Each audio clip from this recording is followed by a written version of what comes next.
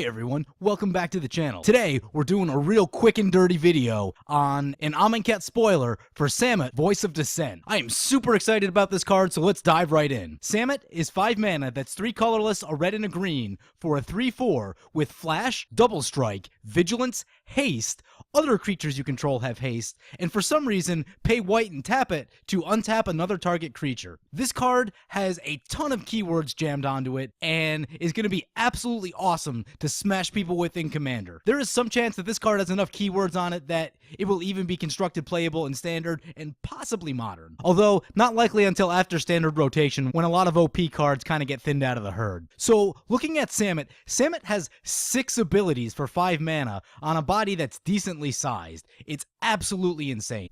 The part that I can't understand is that Flash, Double Strike, Vigilance, and Haste, and other creatures you control have haste, are all amazing. Why you would even need to add white, tap to untap another target creature, I have no idea.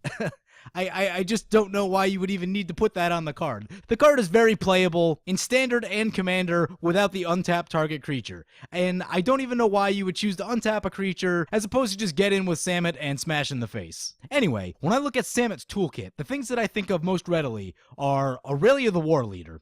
Has some abilities in common with Aurelia, being the Vigilance and Haste, and the fact that Samut has Double Strike, and Aurelia's ability sort of works like Double Strike, at least when it comes to equipping a sword. The other similarity that I see is with Saskia the Unyielding, which again has Vigilance and Haste, same size body at 3/4. Saskia's ability says, choose a player. Whenever a creature you control deals combat damage to a player, it deals that much damage to the chosen player, so essentially another damage doubling effect.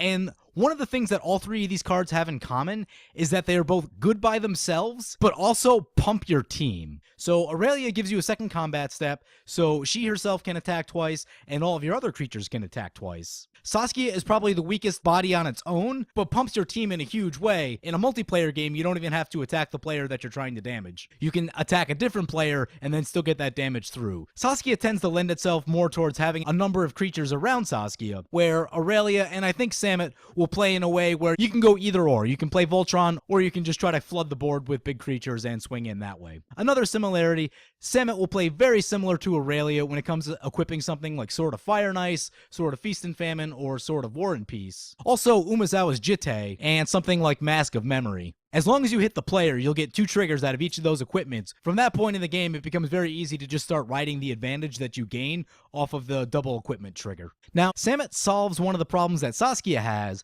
that the other creatures in your deck with Saskia don't necessarily have haste, which means you can play Saskia, sometimes you have to hard cast your big threat on that turn, and you can't necessarily attack with it right away, and you might just fall into a board wipe before you ever get to use it. One of the things I really like about a commander is a commander that is good by itself, but also buffs your team in some way. Samut essentially has 6 power with the Double Strike ability, so if Samut's the only creature you have in play, you can still get some damage in, assuming no big blockers. Aurelia is the same way, Saskia a little bit less so. Saskia by itself isn't the most threatening because only 3 of the damage is commander damage. The other 3 is just regular damage, it doesn't count towards the commander total. While you can certainly build Saskia Voltron, I think Saskia's toolkit lends itself a lot more towards playing big creatures around Saskia. Samut will play super well with the swords, but will also play well with other big creatures that you want to cast. Even small utility creatures for that matter. Aurelia is the same way, where Aurelia can get in 6 damage in the air just by herself, but also doubles the damage that all of your other creatures can deal. I'm in love with Aurelia, and I think I'm going to fall in love with Samut very quickly,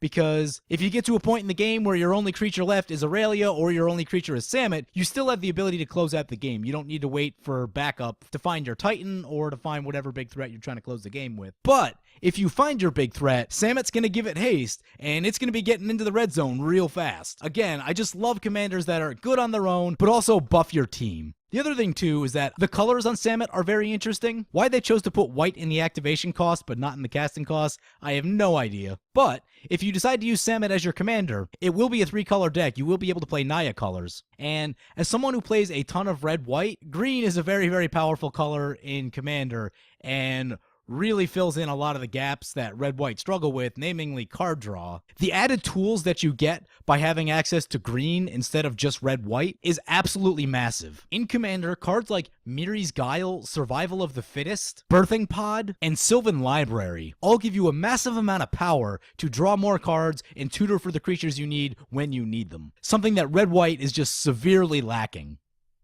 Part of me is a little bit sad knowing that the best Aurelia deck is probably a Samut deck because of the cards that I just mentioned, but either way, I'm still very excited to try out Samut and just start smashing people in the face. Let's talk about optimal plays with Samut. So, as I mentioned, equipping any of the swords and getting into the red zone will obviously be awesome. You get double sword triggers. With Samut in particular, you may want to focus more deck slots on cards like World at War that give you additional combat steps. When you 4-hit with a sword, you get 4 triggers off of it, you get such a massive advantage. If it's Fire and Ice, you're drawing 4 cards and pinging 4 targets. If it's Feast and Famine, players will discard up to 4 cards. War and Peace, if a player has like 5 or more cards left in hand and you hit them with a War and Peace 4 times, they're probably dead or very close to it. Whereas Aurelia, because Aurelia already gives the combat step, a lot of times it's very good to focus on double strike in Aurelia decks, so Samut is sort of the opposite, where you'll want to focus on additional combat steps, things like World at War, Waves of Aggression, cards like that. But as far as other ideal lines of play, I can very easily see a line of play where turn 5 you wait to your opponent's end step, flash down Samut, then immediately following on your turn, follow it up with a Titan. Giving any of the Titans haste is also massive. If Samut is your commander, you'll have access to Inferno Titan and Sun Titan. Primeval Titan is banned in Commander, but getting 2 triggers in the same turn off of Inferno Titan is usually enough to kill other big creatures on the table such as other Titans, or you can spray the damage around and take down a number of smaller threats or just ping your opponents. With Sun Titan, you'll be getting 2 cards back from your graveyard, also huge card advantage, and even if those 2 cards are only lands, essentially that Sun Titan just became a Primeval Titan. You should be pretty good in land count if that's the case. But again, you don't necessarily need to pull lands with your Sun Titan, you could be bringing back things like Swords, Ghostly Prison, and anything else that'll help you win the game. So one of the things I want to talk about is Flash. I've messed around with Archangel Avacyn as a commander and as also part of the 99 in my Aurelia deck. Flash is very good in a 1 vs 1 matchup, especially if you know your opponent's playing counter spells. So if you're playing 1 vs 1 and you know that your opponent's holding a counter, you wait till their end step, you flash down Samut, try to draw out the counter that way, and then on your turn you can try to make whatever big play you're trying to make. Again, Titans are very good, but any number of other plays could also be what you're looking to do. But the main point is that because of Flash, Samut will have the ability to draw out counter spells, and your opponent would need to be able to counter twice, which they may or may not be able to do. Still, it gives you an avenue to try to play around counter spells, which is awesome.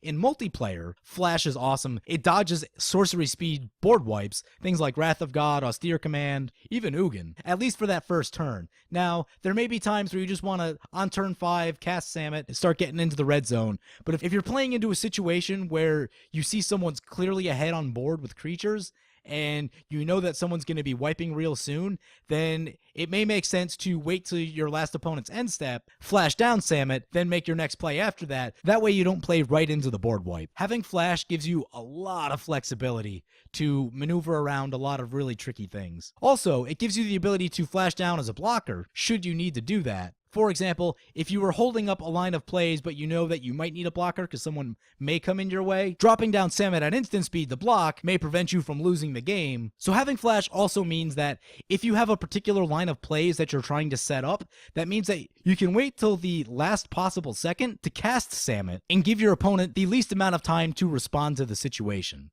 Flash is a very, very strong mechanic and something that you very rarely see on Naya. Green cards occasionally get Flash, but not very many of them, and the ones that usually get it usually aren't the best. Next up, Double Strike is awesome. Obviously equip the swords, obviously make Samut's power bigger, and you'll get in a ton of damage. Vigilance is a very solid mechanic, very, very powerful, and kind of underrated in multiplayer Commander. Being able to attack and block with the same creature in the same turn cycle is very, very big, and can prevent you from getting overrun either with a bunch of small things, or if you need a chump block, something real big coming in. Haste is another amazing mechanic. I've talked about it a little bit on the channel. I think haste is underutilized in Commander. Haste gives you the ability to recover from board wipes very, very easily. I've definitely played games where I haven't been playing with haste creatures, and someone board wipes, you cast another big threat when it comes back to your turn, and then someone board wipes again, or uses spot removal to get rid of whatever your biggest threat is. So at least if you have haste, you can still keep getting in that combat damage before your opponent necessarily has a chance to respond to it. Other creatures you control have haste. This ability can be found on cards like Fervor and Hammer of Perforos, which are very, very strong cards. If you're playing red and you're playing a big creature deck, I definitely recommend at least looking at those two cards. For me personally, they're usually in my deck list while I'm trimming it down. Hammer of Perforos and Fervor are usually like the last two cuts that I have to make before I can get the deck down to 100 cards. Having that ability on your commander is a really big deal. Things like Inferno Titan, things like Balefire Dragon. Hell, giving any dragon that doesn't have haste naturally haste is probably going to make it stupidly strong. Oh, also because you're playing red-green, you could play a ramp strategy and then just easily ramp your Eldrazi down. And giving Eldrazi's haste, also a really big deal, and a really quick way to close out a game. Finally, we have the pay white, tap, and untap another target creature ability. While there are ways to use this, I find that this is probably the least exciting ability on Samut, and it doesn't really feel like it belongs. Typically, this is an ability that you would put on a small, low-costed creature as an effect creature. If I'm playing Samut, I'm really thinking about getting aggressive and cracking people in the skull. I guess this does open up a cool play where, like, let's say you landed an Eldrazi, Eldrazi attacks, someone gets annihilated, someone tries to swing back at you, you pay 1 white and untap your Eldrazi, and then block whatever's coming in, and 9 times out of 10, that Eldrazi's gonna win the fight. So, it does open up some cool lines of play, especially in a multiplayer format, but man, I'm really just confused about why they would put that ability on. It does not seem necessary at all. But anyway, I personally have been looking for a good aggressive Naya commander that Voltrons really well, and the options that we've had up to now haven't been spectacular. I tried messing around with Rith for a while, haven't really played Marith. Gahiji really supports more of a go-wide strategy, so I think Samut will be a really good addition to Commander if you're looking to play a Naya Voltron or Naya creature list, and you'll have the ability to kind of blend the two. You can add in some of the swords, but also throw in some big creatures, so that way you're not too weak against a particular type of strategy. That gives you game against a larger percentage of the field, while being weaker to a smaller percentage of the field. So I like doing those balanced sort of builds. Anyway, I'm super excited about Samut. I think this card's going to be awesome. We're definitely going to get some gameplay up as soon as it's released, and I can't wait to start hitting people over the head with it. As you guys have probably noticed, I've been sick for about a week and a half. I'm starting to lose my voice by the end of this video. Anyway, thank you guys for watching. I hope you enjoyed the video. And of course, feel free to comment, like, or subscribe. And I hope you're just as excited about Samut as I am. Thank you for watching.